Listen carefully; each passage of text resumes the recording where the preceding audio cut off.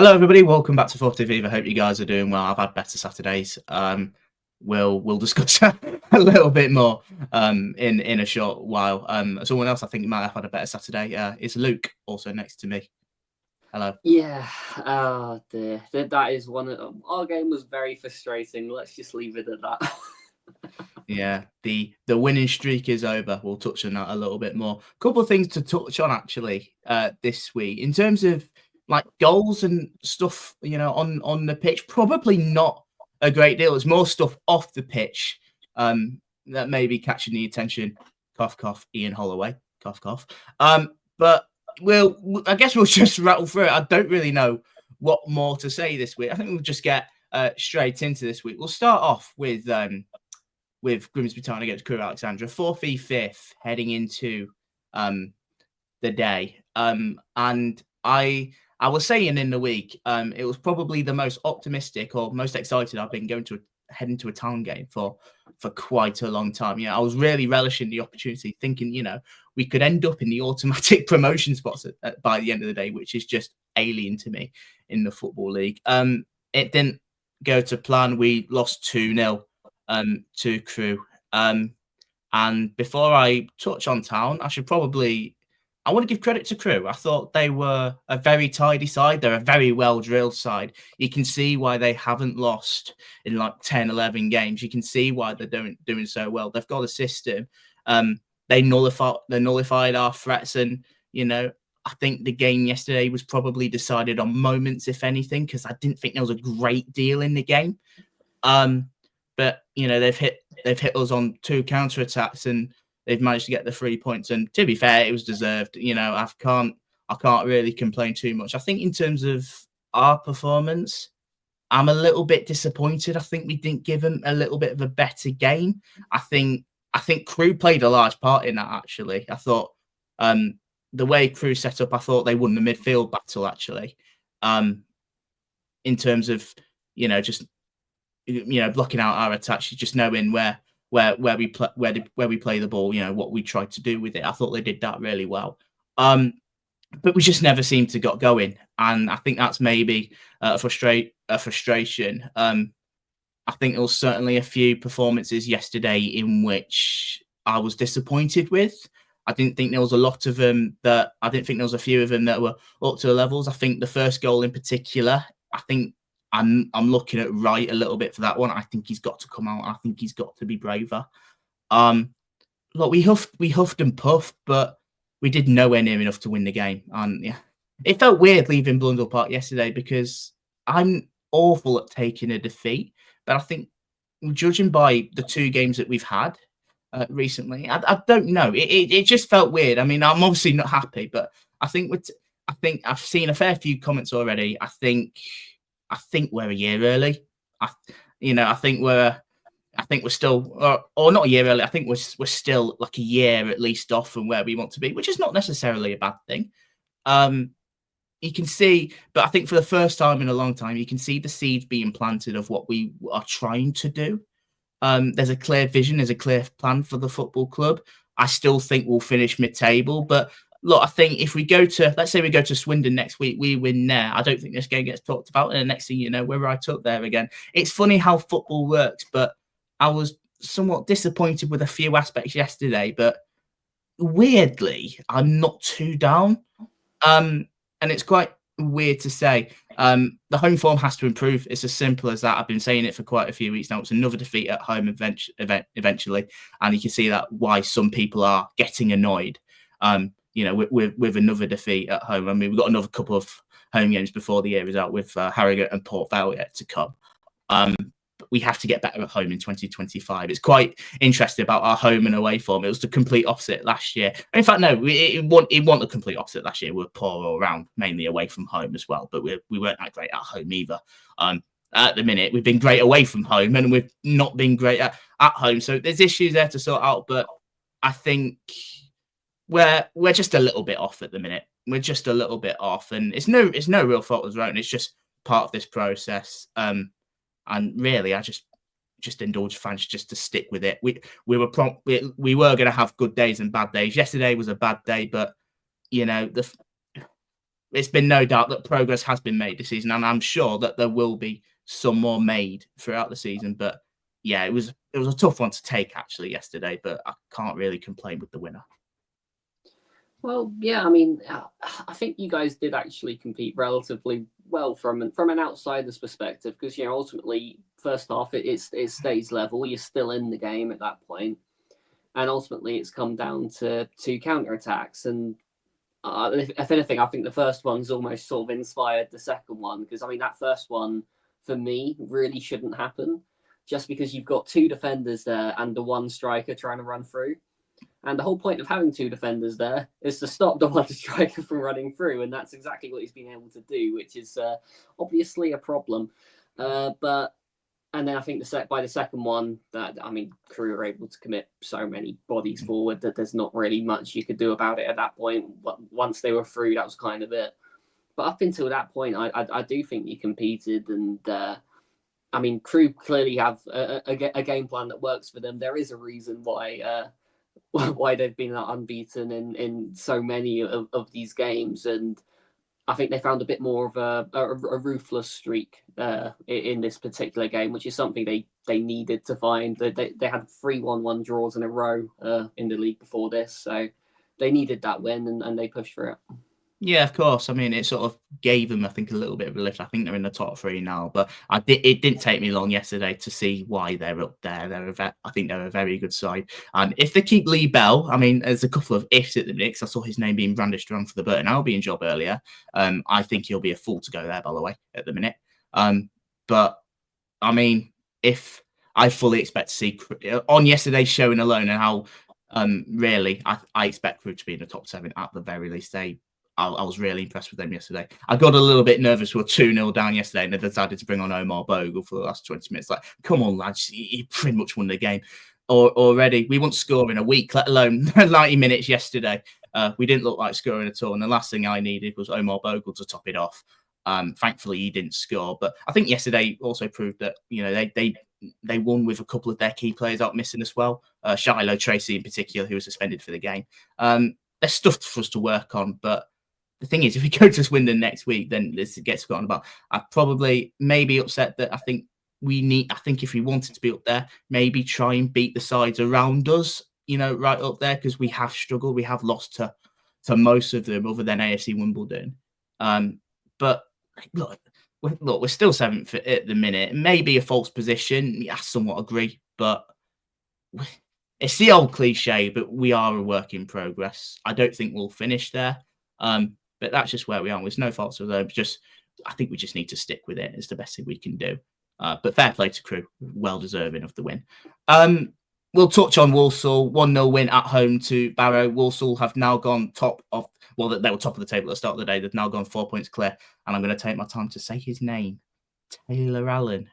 Got it. Scoring the only goal of the game. Walsall just love winning, don't they? I think... there's not really much more I can really imply with that. They just look a real force at the minute, a pure winning machine. Oh, yeah, absolutely. And I don't think this was necessarily them at their best either, because I think they've been a whole lot more ruthless than this in some of their previous games. So for it to be 1-0, and with Barrow potentially pushing for an equaliser towards the end as well, this was much closer, but they held on, they were resilient, and ultimately they've got the win. And with so many of the other top sides dropping points, that's all they needed to do. It didn't need to be anything flashy. They just needed a result, and that's what they got. Yeah, exactly. And that's a sign of a good team in which, they find themselves flying at the minute. And if it wasn't for, the Port Vale game finished 0-0, but we'll get onto that. And if it wasn't for a certain moment in that game, they'd be... they wouldn't be 4 points at the top. It'd cut down to 2 points. But it's the fact that they've played a game less than Port Vale as well, which puts them in right good stead at the minute. I think also in a week in which there has been talk about Matt Sadler moving on. I think Millwall have been sniffing around again. I'm not sure if they will go for him, nor do I actually think it should probably go for it. I can understand it with it, with being at a championship club and a pretty solid one at that. But yeah, this does seem like something going on there. And if he goes, it just might be a chance that it might collapse the house of cards, perhaps. But there's no doubt that they do look the team to beat at the minute. They've got Harrogate next, in which Walsall fans should be more than confident going into that one, especially with Harrogate and how they are at the minute. With Barrow, what they are at the minute, I think they're struggling to buy a win. I think just the one win in what 8, 9, 10, 11, 12, I think is what I've counted. My maths could be wrong there. I need to double check that. But I think if we probably looked at the game just on paper at the start of it, you'd have probably backed a Walsall win, and that's what they got. But yeah, this form is, to be fair to Barrow, starting to become pretty alarming, I've got to admit. Oh yeah, it is. And I mean, they started slowly in this one, and inevitably a good side like Walsall are going to punish you for that. So they were chasing the game for a lot of it, and to be fair, they did have a bit of a resurgence, and they were fighting for a point. So it's good that they didn't collapse at the very least. They were showing some signs of life, but ultimately that came from like a place of adversity.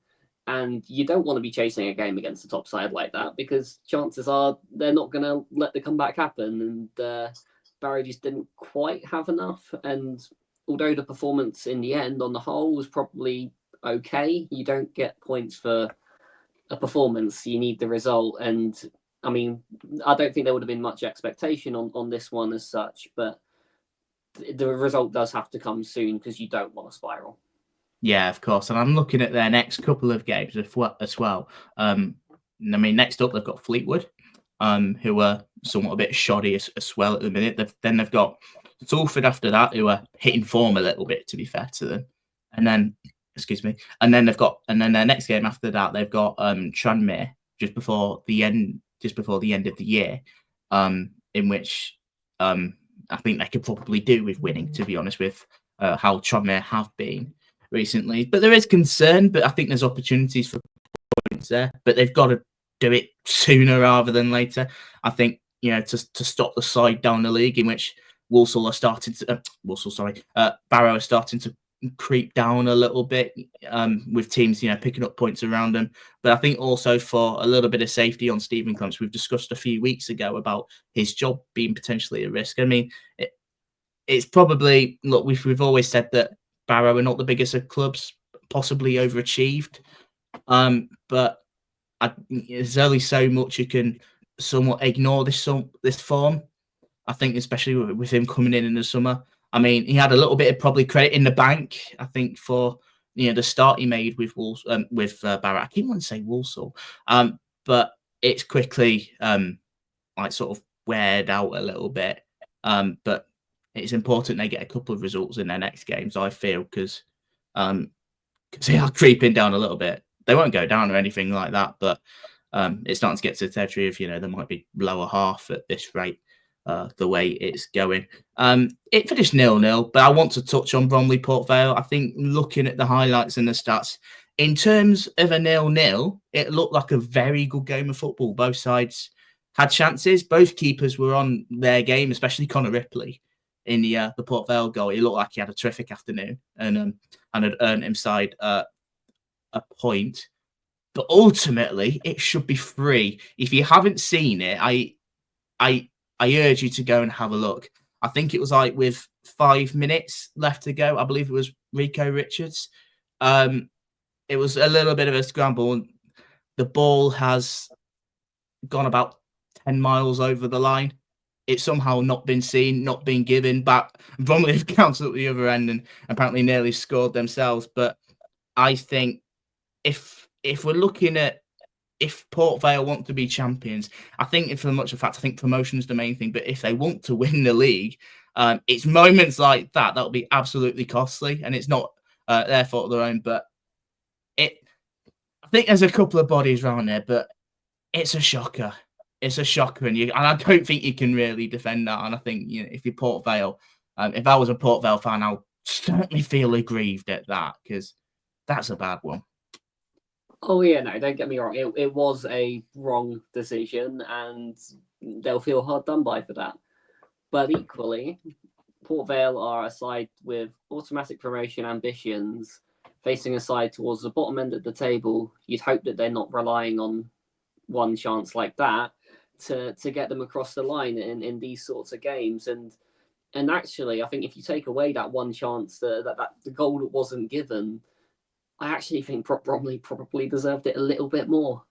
And I think Port Vale did ride their luck defensively. I think if they didn't have Connor Ripley, they could have been in a lot of trouble there. So yeah, it's a frustrating one for sure, because they could have had the 3 points, but the performance for me wasn't actually quite there on this occasion. Yeah, I think if they didn't have Connor Ripley, I think they walk away with nothing. If I'm going to be honest, I thought, looking at it in particular, Bromley looked like they were very good. There was certainly good value for at least a draw, which is what they got, and potentially maybe all 3 at times as well. There were some key moments in there. I think they probably struggled a little bit, maybe with Bromley's physicality, perhaps that might play a part. But I think I see a number of. I think people sleep on Bromley a little bit. I think they're a good side for the level, and they do cause teams problems, especially with their height, the physicality. I mean, they've got the goals with Michael Cheek. Danny Imre has been so impressive for them as well, and they're a side that just know every trick in the book, basically. They're a side you just don't want to play against, and you can see why teams at times have struggled against them this season. But yeah, I'd have lost my head if if no matter how well Bromley played, I think you can't excuse that. I mean, it's big moments of the games. It's not even close either. That's the annoying part about it. But we did mention the goalkeepers, Connor Ripley in particular, very impressive, and he's got them a point. But what have you sort of made of Bromley at the minute? 'Cause I think they've done all right. They're a side that have hit a little bit of form, unbeaten in 8 games, I think, in the league. They're on good form at the minute, and they've certainly clawed away from somewhat that lower half, and they've somewhat found their way into 14th around mid-table. So they've had a very good last few weeks, actually. Yeah, I think they're a very solid little side, and actually, based on performance levels in this particular game, I would go as far as saying I think that's their best performance in the EFL to date. That they were well. I would say they're free scoring. Obviously, they didn't actually score any goals, but the way they're attacking with pace and with power, Port Vale didn't have any answers for that at all. The only answer they had was Connor Ripley as that last line of defence, and I think they're really, really unlucky not to come away with a win. Even despite the the goal that wasn't to be, but it's promising signs, and this is significant proof that they can compete at this level, and they're certainly not going to be anywhere near going down. Looking at the state of some of the other teams, if anything, they could push towards a top half finish, and I'd back them to do it, to be fair. I see no reason why they can't. I was saying this to my dad on the way home last night after seeing the result. I think the amount of people I saw Bromley, in very much in a relegation battle, somewhat took me by surprise a little bit. I thought they'd be more than fine. I think most teams, when they come up to the EFL mainly, tend to always be fine, especially in the first season. And I saw Bromley no different. I didn't think there was a side in which were capable of going like back-to-back promotions, a bit like what Wrexham have done. I didn't think they'd have like the Stockport impact, Lincoln in previous years. But I thought they'd be a relatively steady side who could very much hold their own, and that's what they are doing at the minute. They've got a good manager in place. They've got some good players. The fact it's taken Michael Cheek until 33 years old to be playing in the EFL is bonkers to me. He was scoring goals for fun at National League level. But it does feel like at the minute that they're playing like they belong in the EFL, and I'm not surprised to see that they're not doing too badly at the minute. Yeah, look, there's so many clubs that'll be way worse off than them. I think from speaking to a couple of Bromley fans, I think they're just somewhat enjoying the ride at the minute, with their first ever year of being an EFL club. And, it's exactly what they are. I think they're somewhat enjoying the ride at the minute, and who can blame, because it's not going too bad at the minute. They didn't win yesterday, but I think if we're looking at the overall performance, I think there's a lot there that they can be pleased with, that's for sure.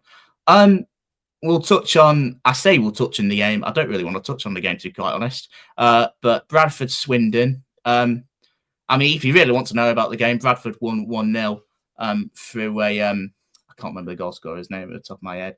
Callum Kavanagh, with the goal. It was a little bit of a mess, wasn't it?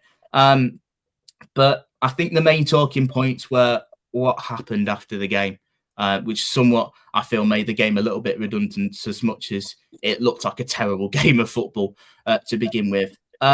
Again, if you haven't seen it, Ian Holloway has made the headlines again this weekend. At full time, there was a video of him arguing with an away fan about the performance and the fact that Swindon didn't have a shot on target, just the 3 shots throughout, and I've heard they were pretty abysmal throughout. Seeing a lot of Bradford fans comment saying they were the worst team that I've seen at Vale Parade at some time.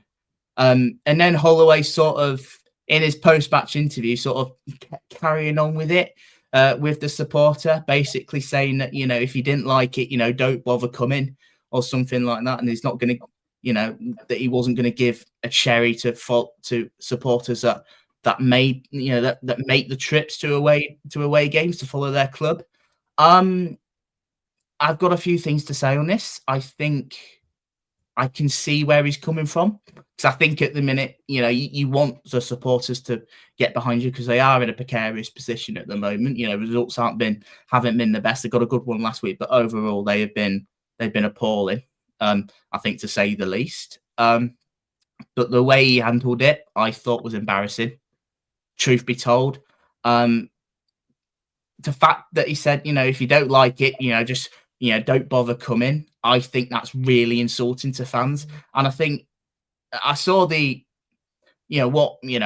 argument with the fans. Once you start arguing with the fans and you start, I say criticizing them, not really, but the fact, once you start hitting that level, that's when you start to lose him. And I saw quite a lot of that yesterday. I just thought his comments were really bang out of order with some of what he said. And it just really insulted. Like, fans, people work hard all week. And, they travel up and down the country, travel hundreds of miles. They pay probably, close to 3 digits, for an away game. It's a big effort to come for a game away from home. And all you want to see, is to put on a good performance. I mean, it's no denying, I think, the effort might have been there. But ultimately, if you've come away from that game, having 3 shots in total, 0 on target, I think you've got, as a supporter, I think you've got every right to be annoyed at that. I would be if it was Town. I'd voice my displeasure at that, because that is not good enough. And the fact that Holloway's come out and said, if it was the first game of the season, I don't think anyone can complain. Well, I'm sorry, Ollie. It's the 20th game, and it's not looking great at the minute. He hits his 1000th game next week against us. Would you believe it? But I still stand by it. After that, I will not be surprised if he heads for the door. I think next week, is a big day for the club. Obviously with the protests planned. And I think in terms of our history with Ian Holloway being a Grimsby fan, he is not going to enjoy the reception that our fan base will give him. He will get called all sorts of names throughout 90 minutes. I can pretty much guarantee it. I'll probably be doing it through my laptop, because I can't get to the game, annoyingly enough. But it's neither. And I think at points as well, I just don't think he's neither stupid or the fact, I just don't think he understands the situation at Swindon. They have been dealt with rubbish, absolute rubbish, for the past couple of years now, with a rubbish owner, and they're a sinking ship, basically.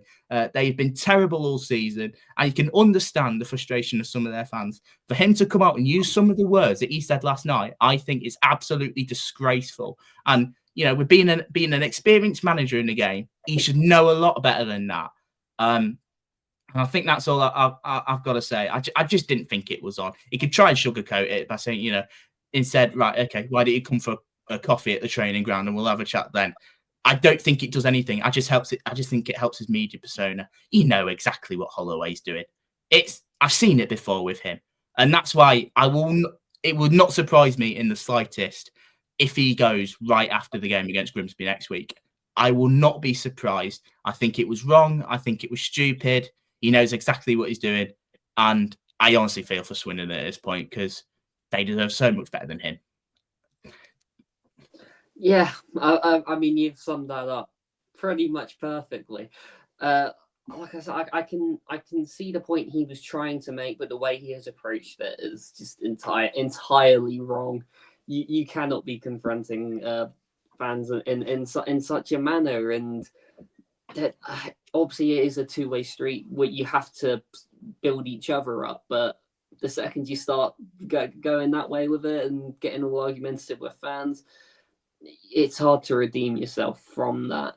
And as you said, the performance really wasn't there, and it wouldn't have been anything to do with the effort levels. It would have been entirely to do with the nature of the defeat, the fact that it's 3 shots, 0 on target, and the fact that the goal has come from yet another mistake at the back. It's just toothless. there's no other way of putting it. That they're so weak going forward, so weak at the back, and they just want to. Swindon fans want to see some kind of sign that they can compete at this level when they're not going to collapse and fall into the National League, and it's just not happening at the minute. And Holloway should know that he's got a big job on his hands, and it should be the players on the pitch that do the talking for him. And that's not happening yet. And, well, at this rate, I don't see it happening at all. I've seen it all before with him. That's the fact that, I know where something's wrong. Look, put it this way. Ian Holloway is an employee at the football club. The fans are there for life. They'll be long there way after Holloway goes. It's as simple as that. Again, look, I totally understand what he's trying to do. He's sort of trying to rally the troops a little bit. But 0 shots on target, I think, tells its own story. 3 shots in total. And I don't have a problem with that. And I think, that fans have a right to an opinion. It's as simple as that. And if he doesn't like it, then tough. He's been in this game long enough to know, what football fans are like. He's not stupid. We're not stupid. He manages 1,000 games next week. Or will manage his 1,000th game next week. He's been in it long enough to understand what fan reactions like. We haven't touched on Bradford. I mean, they won. It's just that the rest has just felt a little bit redundant. But they won, somewhat given a goal. Didn't look great, got the win. Yeah, I think if they were playing anyone other than Swindon, they might have been in a bit more trouble, because I don't think Bradford were all that good, to be honest. We're saying about Swindon having 0 shots on target. Well, Bradford only had 2. And it was really poor from both sides. It's just a case that Bradford aren't quite as much of a mess as Swindon are, and that's all there really was to it. Not at all convincing, and I'm still not convinced that they are anything other than Andy Cook FC. If they were playing anything other than what looks like a National League side, to be honest, I think they'd have been in a bit more trouble now. Absolutely. Not really much to add for that. Just keep an eye on Swindon Grimsby next week, because that could be an interesting one, I think, for all involved. We'll touch on, I think, Salford 3, Notts County 0 is probably an interesting one. A terrific win for Salford. To be fair, I think if we looked at the first goal in particular, it reminded me of the Notts County of old. Giving up possession, playing it from the back. Crowley gets dispossessed and finds Cumberland County with the finish.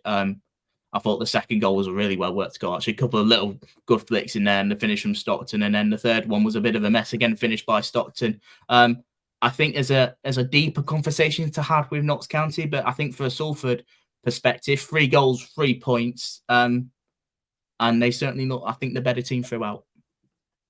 Oh yeah, I'd say aside from maybe the first 13 minutes, I think Salford pretty much controlled it. The second that first one went in, they were gone. They were always going to win it from that point. They played with a certain confidence, and they knew how to neutralize Notts, and very, very effective at home. And it's a really, really positive result if you're Salford. I think it's just really positive, really. Yeah, and of course, I think we're looking at as well. I think Salford are another team that are on pretty decent for as it is, and I think another thing to note is that they are starting to climb the table a little bit, just 4 points shy of 7th place being us in the playoffs. So they are somewhat creeping up a little bit. These recent wins, have certainly helped things. We probably know where a few issues are there. I think they need to be a little bit more ruthless. I think the 20 goals, they do need to be a little bit more ruthless. But I think you can't really blame him yesterday. I mean, they scored 3 goals, so in that department, it was a good day all around. There's a deeper, I think, discussion to have about Notts County, because they have been pretty tragic. I think they haven't won in their last 5 games in all comps. 3 defeats of their last 4. Although I think the other 2 defeats before that were Crewe and Walsall, 2 sides that are right up there. And I've seen a lot of growing pressure, I think, from the Notts fan base over Stuart Maynard, in particularly at the minute. I don't think it's been helped with injuries to key players like Dan Crowley, who made his return yesterday and played a big part in Salford's first, actually. And of course Jody Jones, but they can't rely on him. It's as simple as that. As much as a terrific player he is, when things do go wrong, it feels like they have to look for somewhere different, and I just don't feel that they are doing.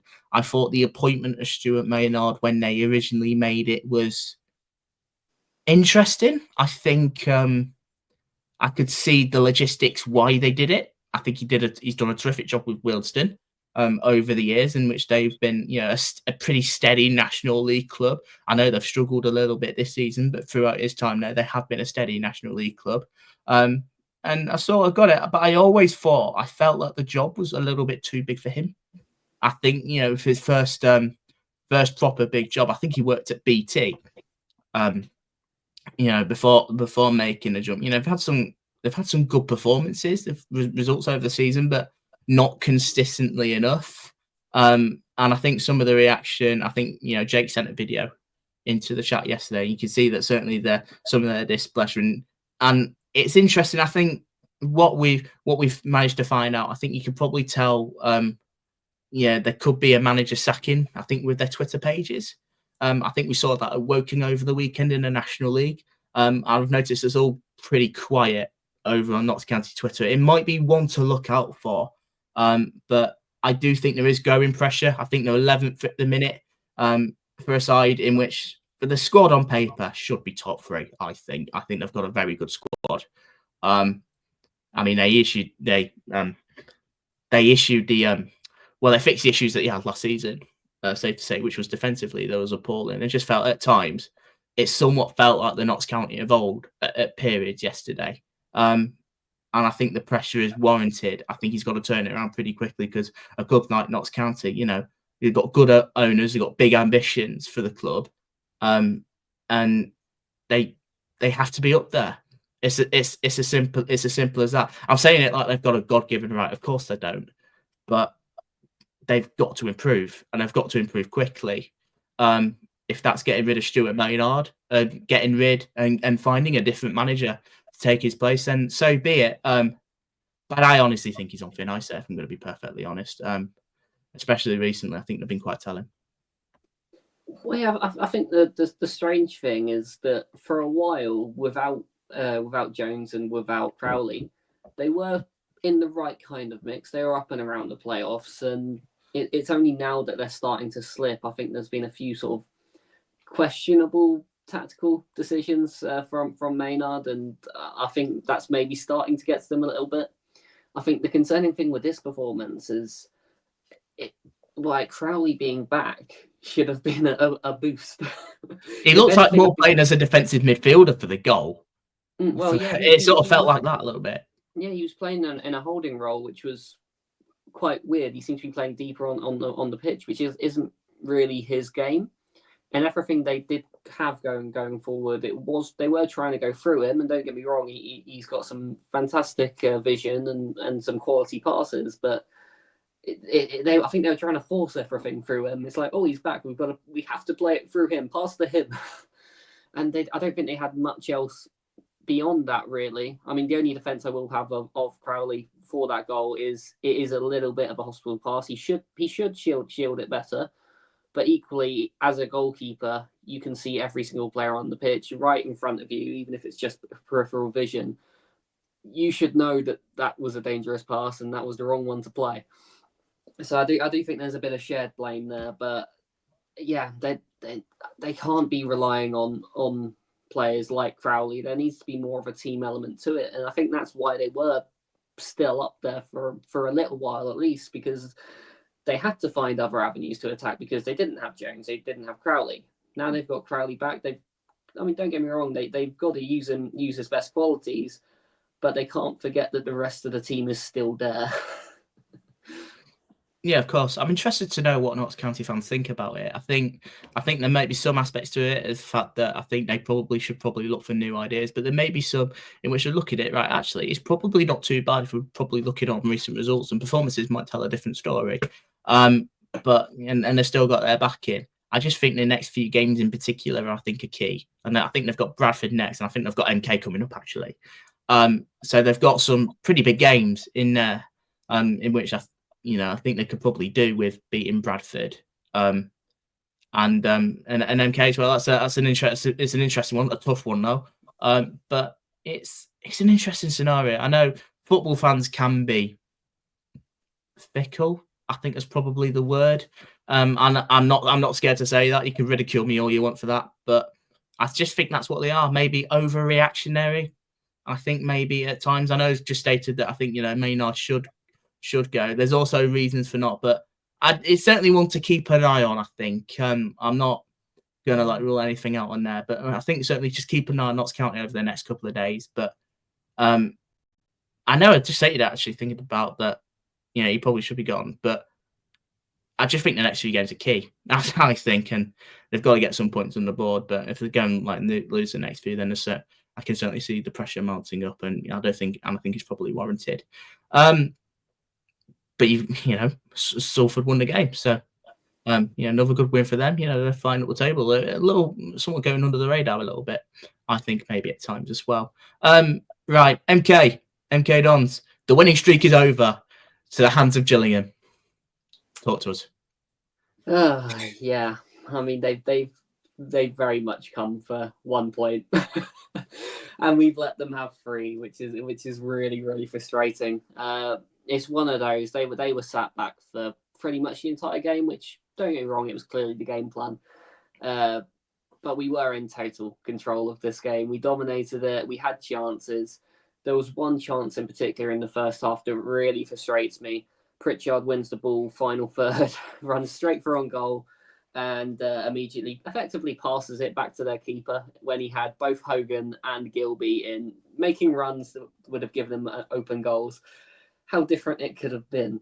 But the important thing with Gillingham is you have to score the first goal, because they do defend very well, although they don't have much going forward. And they had that one chance, and it is a mistake, because McGill should say that it's gone through his legs, but ultimately they've got that goal, and from there they can just sit back nice and compact. They're not going to concede from there. I mean, we had a lot of nearly moments, but nearly isn't enough, and ultimately they've come away with 3 points for it. So it's a frustrating one for us. It's a little bit of a reality check, but I'd hope we could use that as fuel to bounce back against Newport, who we have next, because after that it's Crewe, and then it's Notts, and those games don't get any easier. So you need to bounce back properly and get another win streak going after this one. But fair play to Gillingham. They had a game plan. They executed it. Very annoying to play against, and they got the result. Merry Christmas, one and all. Look, I think I've just having a look at. I think Gillingham. I mean, we know that they've had a pretty torrid time of late. That's now back-to-back wins for them now, which will probably do their confidence the world of good. But you see the games that they have lost. Most of them have been by 1 goal. So there's not really been much in the games, and they haven't lost, and they haven't conceded, any more than 2 in any of their more recent defeats in the league. I think it maybe, if you're looking at it at that, I think probably fine margins has played into has been played there. But yeah, I can't really, from looking at it, I can't really argue with what you said there. I mean, MK dominated the ball. I think had the better of the chances. I think McGill will be very disappointed in that. I think it's really poor for it to scroll under his legs like that. It should never be happening. But look, they've done what they needed to do, and if that wins them games, then yeah, good on them, I guess. We know that they have had their issues attacking wise. We were very complimentary at the start of the season, in terms of what their recruitment, they've certainly improved some aspects of that. We haven't properly seen it in probably their most recent games. I think, attacking wise at times they've been quite lackluster, probably, and it looked pretty much the same again. But they've just found a way, and that's what you need to do away from home against a good side, a banging form side. And they've gone and done it, and that they're not going to give much away, because as much as they have, their recent losses, they've only lost the game by the odd goal, and they've not conceded any more than 2 in the defeats that they have had. They're not going to give much away. You can tell that they're still a very, very much, on the whole, a decent defensive side that will not give much away. And I don't think really anyone can argue with that. They backed up their victory against Salford last week, which I think was key. They've now got Cheltenham at home, and they go to Colchester in their next 2. There's opportunities there again for them to pick up points, to start climbing the table again and be back in contention. I think if you're MK, I think you're disappointed in yesterday. I think the winning run has been great. It's brought a lot of confidence back into the club. Couple of games in hand as well compared to the other teams as well, so they're not in a bad position at the minute. Sitting outside the playoffs, all is not lost. They've got New Draw County next, not Newport. So I think it's definitely important they win that game in particular. Then just to get them back on track. But they'll be disappointed yesterday. But if they respond very quickly, I don't think all is lost there, to be quite honest. But yeah, Gillingham have done what they've done. They've found a way, and they've got 3 points as a result of it. Much needed, I think, as well. I think it's probably safe to say. Chesterfield, they've beaten Carlisle by 2-0. Another defeat for Carlisle. I think we're starting to get to this. We're starting to say the same things quite frequently again, albeit not really recently. They've had a run of 4 games. 4 games without defeat, albeit their last 3 have been draws. With Doncaster and Crewe in particular, 2 decent sides in there. But I mean, Chesterfield have gone there. They've scored twice. Another goal from Morecambe, who I've been very impressed with actually this season, and an absolute gift of a goal from Will Grigg at the end. I say at the end, it was about with 15 minutes to go. It was a bit of a mess, but Chesterfield have won on their travels, very much in up to 6 now in the playoffs. A good day all round. Oh yeah, it is, and I mean, it was one of those, because Carlisle did have chances.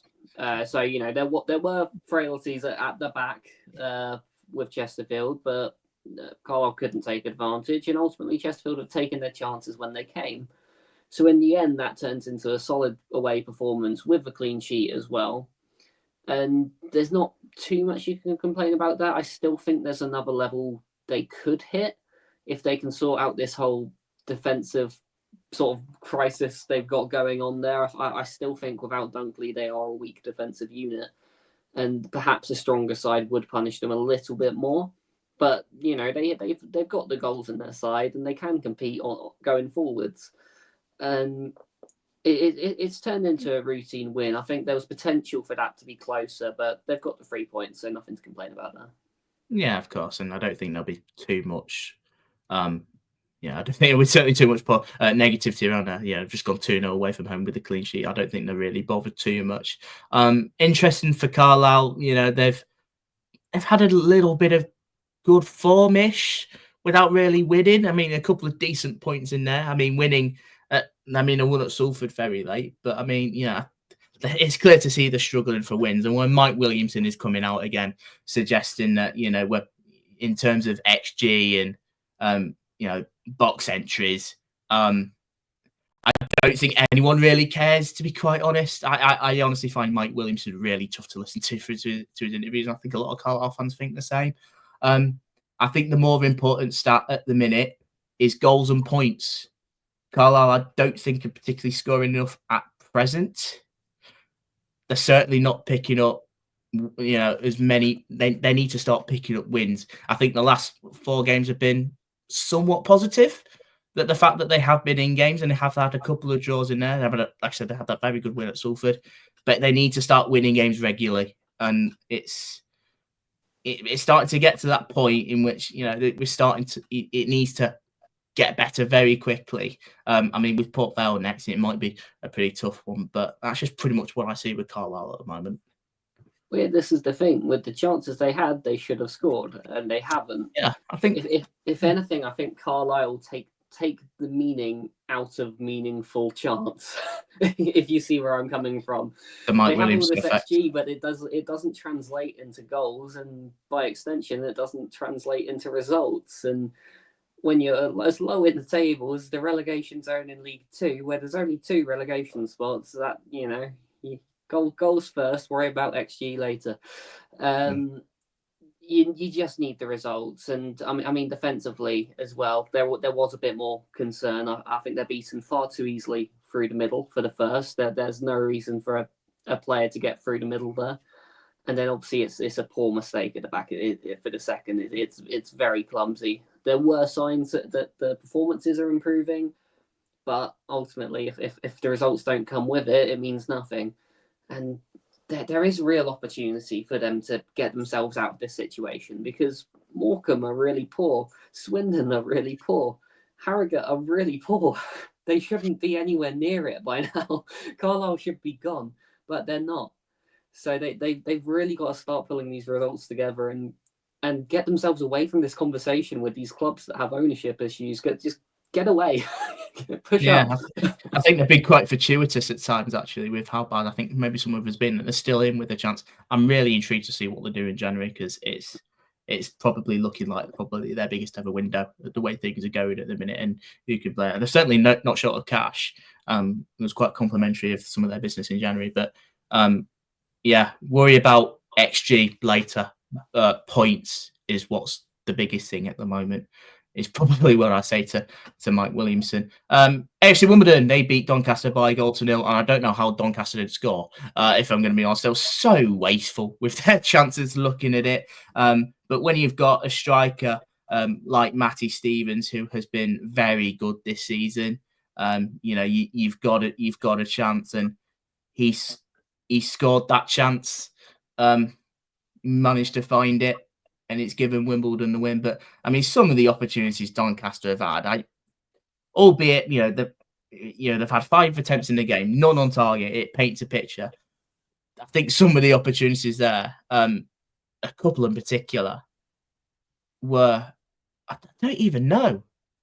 They've got to be doing so much better with some of them now. Oh yeah, it is unforgivable for Doncaster to not have scored at least 2 from the chances they've had in that game. And to not even get them on target, at least test the keeper. Come on. Like, you're a side with promotion ambitions. You got to do better than that.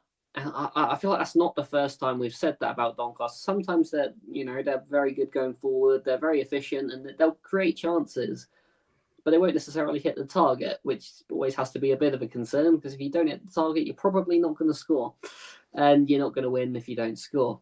Cheers, Michael Owen. Yeah, it will leads on, doesn't it? Yeah. But no, it's poor, and then the mistake at the back as well. But they had more than enough to win this game, and haven't had the quality on the day, and to do that against the side that at the moment is also up there. You just can't be doing that. It's a poor way to lose a game. It really is. Yeah, I think shooting practice might be on the agenda at Doncaster Rovers training this week. AFC Wimbledon, I feel, have been somewhat going about their business a little bit quietly. They're currently up to 4th, which somewhat took me by surprise yesterday. I think they've sort of been flirting in and around the playoffs for a brief period, but they're only a point behind Crewe. They played the same amount of games as Crewe. They played a game less than Port Vale. Just look at, I've said, I think maybe, especially recently, I think they've had a couple of results that were inconsistent.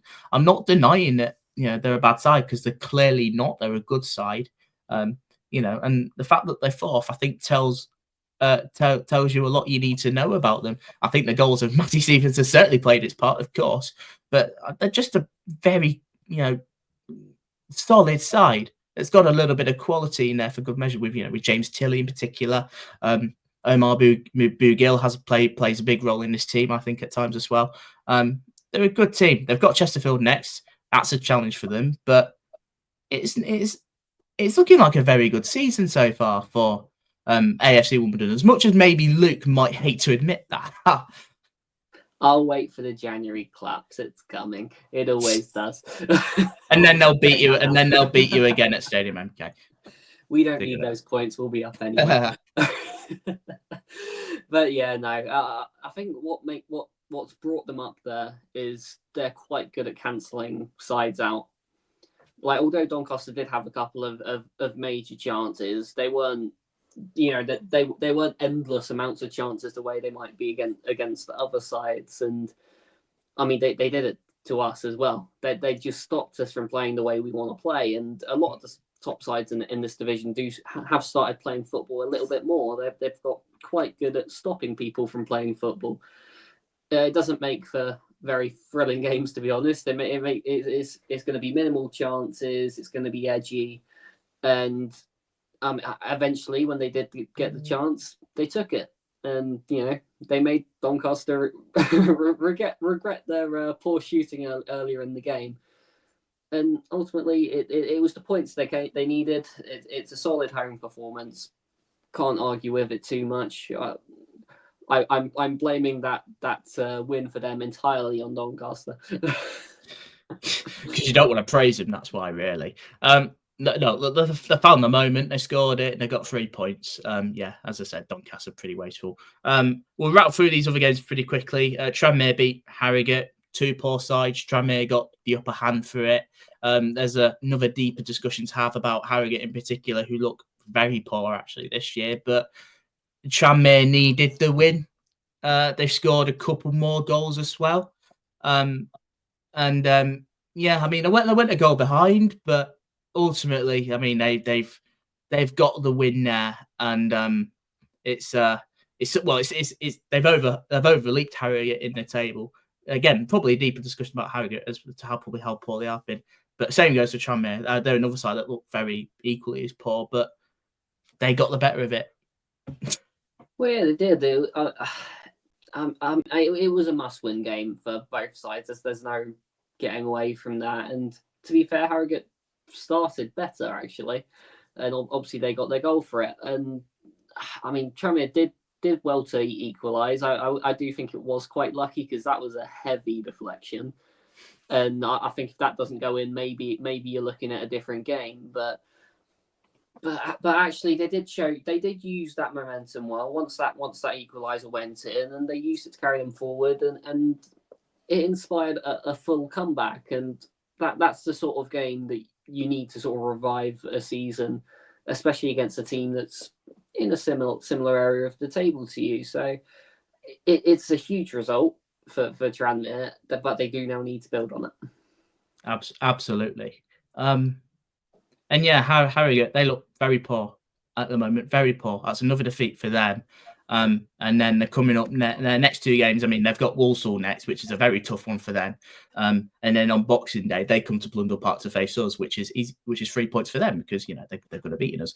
But and I still back them to beat us there. But I just feel something different with this Harrogate side. I think Jack made a good point. It was the last week, and also in the chat. So, like, when is the point? Do you sack your own son? Because obviously, Simon Weaver's dad is the chairman of the club. I can't see it. He'll walk. If anything, I don't think they'll do it. But something has to change because in terms of Harrogate, I don't think I've seen them. I think this what's the word? This frail. I think probably. Yeah, I think that they're lacking a backbone, and this is the exact result that shows it. Because actually, the start of the game, it looked like they'd finally turned up. They had a great start. They got their goal. But the second they faced any kind of adversity, that was kind of it. Tranmere completed the comeback. And actually, Tranmere looked closer to scoring a third than Harrogate did to equalising. And that has to be the biggest concern because you're not competing at that point. At that point, you're just taking a beating. And I'll put it this way. I think they're very, very lucky that Swindon and Morecambe are in this division right now, because Harrogate are one of the worst sides in the division. It's going to take a lot to turn that around right now. Big questions that certainly need big answers, I feel, for them. Right, we'll wrap through these other games very quickly. Cheltenham beat Morecambe by 2-0. Morecambe didn't have a shot on target. Cheltenham scored twice there. Not again, I think they're another side that's going under the radar a little bit, but you can see why. I think just on the shot on target alone, there's a couple of sides that have had didn't have a shot on target. I was surprised Town did, to be quite honest. It didn't feel like we did. But there's a reason why Morecambe are down there, and I think just from that stat alone, I think probably tells a big story. I think the second goal in particular is quite poor. And probably even the first one away is just managed to drift there. But yeah, Cheltenham going about their business quietly, somewhat creeping up the table a little bit. Well, yeah, I think it's actually turned into quite a bit of a routine win for Cheltenham. Nothing too flashy about it. I mean, the first goal was quite nice from a Cheltenham perspective, to be fair, but I just think they've got into a fantastic rhythm, and that they've found a nice little groove that makes them awkward for teams to play against. And I don't think anyone would really want to face them at the minute, despite their league position. They don't seem to be fazed by any shortcomings or anything like that. Like I said, they're just in a fantastic rhythm, and I mean, Morecambe weren't going to stand a chance against them, really. I think Cheltenham are a very mentally strong side, and that's going to carry them forward very nicely. Yeah, things are certainly looking up over there. Michael Flynn with a lot of credit, with the players with a lot of credit, to be honest. I think they probably deserve it. Currently up to 13th in the table. Again, they're only 5 points adrift up, so who knows? But we've had this discussion about Cheltenham in the past. Morecambe, yeah, just a very poor side, and that's why they're down there. And then the final game, I mean, Colchester, Newport. I think Colchester have drawn quite a lot of their games this season. Newport have had 3 straight draws before this, so no surprise that it's finished 0-0. In this one, it looked like Colchester had the better of it. Maybe a tad bit wasteful at times, so maybe a couple of pen shots in there. Yeah, I think Colchester certainly the more frustrating of the two. Newport, I think, probably proving that then they are pretty solid. They don't. Again, they're a side that don't give much away. Probably lack the threat. I think it just looked like the performance, like they've come for a point and they've got it. That's what I sort of feel with that. Maybe a little bit close for comfort at times, with maybe 1 or 2 attempts and decisions, maybe perhaps. But I can't. It just certainly seems like it was written in the stars from when I saw the fixtures on the Saturday morning, actually. I mean, I think Newport have got away with one there, to be honest. I think they were really, really poor. And actually, if Colchester could finish there, then it could have been a very, very different scoreline. It sort of ended up being one of those days for Colchester. They've had so many chances, and yes, they've had the penalty shouts, which I think one of them probably should have been given, to be fair. I think the second one. I don't know how they've not managed to score in that game. It's a really frustrating one, and again, two sides that are in similar positions in the table. For Well, I'd say for both sides, it's 2 points dropped, really. And yeah, I think particularly for Colchester, because they had so much control of the game, it's 2 points dropped against a side that they were there for the taking. And I'm going to regret saying that as well, because we're about to play Newport. But there you go. So that'll be a defeat then. Very much. I can't really argue with that too much with any of what you said there. I just think Newport do need to get that win sooner rather than later, I feel, because they've gone quite a while without one. Maybe a little bit, again, just a little bit. Nah, I think it's probably, but it has been at times just that I think they did get away with one. And that's pretty much it for Saturday's fixtures. There is a game tomorrow. Fleetwood play Accrington. Look, big game for both. Fleetwood, I think, are desperate for a win. Accrington, if they win, they sort of move clear a little bit, which is, I think they need it. I think, well, both sides need it. So it'd be interesting to see what happens with that one. But we'll wrap it up there for this week. Thank you guys for listening. If you've liked it, make sure you hit that like button, subscribe if you're on YouTube. Make sure you download the podcast wherever you get your podcast from. We'll be back next week. There might be something special coming in a week as well. We won't give away too much at the moment, but we'll let you know when we do that. But thank you guys for listening, and we'll see you on the next one, our last one before Christmas. We'll see you then.